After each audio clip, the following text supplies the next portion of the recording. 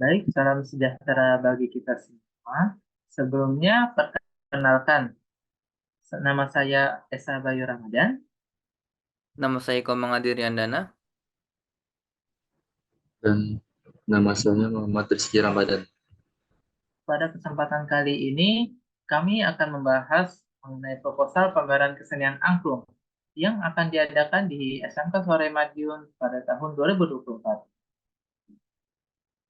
Yang pertama adalah latar belakang mengapa kita mengadakan workshop dan pameran angklung ini. Dilansir dari nasionalkompas.com, rasa bangga dan kepedulian melestarikan budaya kurang tertanam di generasi muda Indonesia saat ini. Minat mereka untuk mempelajarinya kurang. Mereka lebih tertarik belajar kebudayaan asing. Salah satu faktor penyebabnya adalah kurangnya informasi kekayaan yang dimiliki bangsa Indonesia. Padahal Indonesia memiliki 7 warisan budaya, 3 diantaranya warisan budaya dunia. Demikian benang merah yang diungkapkan Koordinator Indo-WYN Leni Hidayat, Program Spesialis UNESCO Office, Jakarta, Masonori Nagaoka, dan Wakil Koordinator Indo-WYN Hindra Liv pada jumpa pers pelatihan dan pendidikan warisan budaya untuk kaum muda Indonesia pada hari Rabu 26 November di Jakarta. Angklung sendiri merupakan alat musik tradisional Jawa Barat yang terbuat dari bambu. Namun sejak diakui sebagai warisan budaya dunia kategori tak benda oleh UNESCO pada 16 November 2010, pelestarian angklung di Indonesia bukan tanpa hambatan. Perkara klasik seperti tidak adanya regenerasi, baik dari sisi seniman maupun sisi pengrajin angklung yang masih menjadi masalah utama. Kesadaran akan pentingnya melestarikan dan mempromosikan angklung sebagai bagian dari identitas budaya Indonesia masih perlu ditingkatkan, terutama di kalangan generasi muda.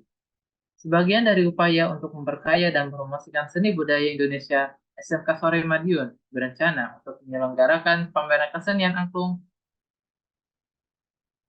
dan angklung ini sebagai salah satu alat musik tradisional Indonesia yang khas, tidak hanya memiliki nilai seni yang tinggi, tetapi juga mencerminkan kekayaan budaya yang perlu dilestarikan dan dipromosikan pada generasi muda.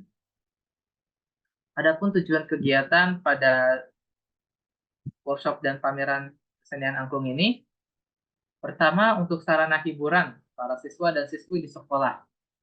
Yang kedua, untuk menambah wawasan dan pengetahuan siswa mengenai angklung dan kesenian angklung yang nanti akan diajarkan oleh para pemain angklung profesional. Dan yang ketiga, meningkatkan kemampuan kreativitas siswa. Oke, selanjutnya saya akan menjelaskan mengenai detail acaranya. Eh, yang pertama itu ada nama acaranya. Jadi nama acaranya itu Pameran Kesenian Angklung. Tanggal acaranya itu akan dilaksanakan pada Sabtu 19 September 2025. Bentuk acaranya itu pameran dan workshop. Tempat acaranya itu dilaksanakan di SMK Sore Madiun. Tema acaranya itu kesenian dan budaya. Target pesertanya itu siswa dan siswi SMK Sore Madiun. Oke, jadi di sini ada detail susunan acaranya bisa kita lihat di sini waktu dan kegiatannya. Jadi kita berencana untuk melakukan atau memulai acara ini dari jam 7.30 yaitu mengumpulkan para siswa di sekolah untuk melaksanakan seminar dan workshop mengenai angklung. Jadi nanti mereka akan diajarkan bagaimana cara memainkan angklung yang benar. Nah, lalu pada saat jam setengah 4 ini mereka akan disiapkan untuk pulang. Lalu jam setengah 7 malam nanti akan dikembalikan lagi ke sekolah untuk melaksanakan bisa dibilang konser yang dilaksanakan oleh para siswa itu untuk main angklung. Sip, scroll. Nah, di sini kita bisa lihat susunan panitianya dan nama-namanya saja. Oke. Acara pameran angklung ini akan menampilkan berbagai jenis angklung, sejarahnya, dan teknik memainkannya.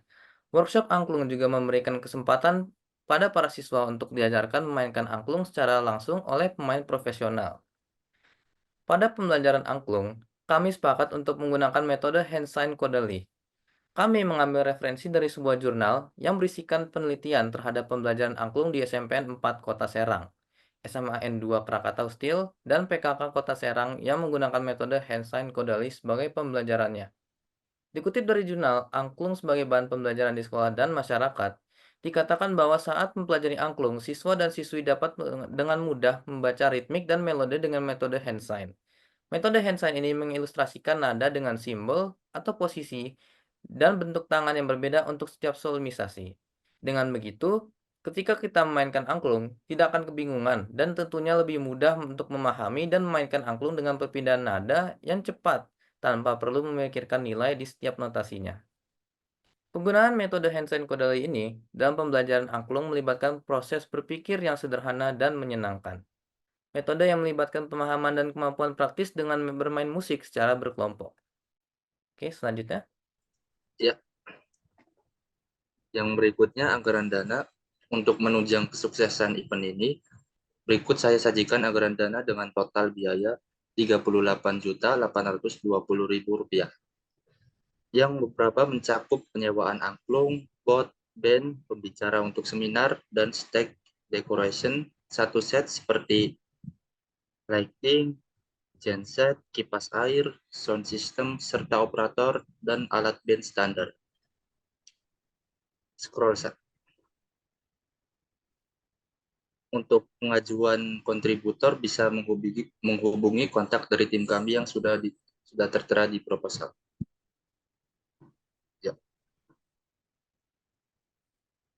Baik, sekian dari proposal yang telah kami buat. Terima kasih atas perhatiannya. Salam sejahtera untuk kita semua. Terima kasih. Terima kasih. Terima kasih.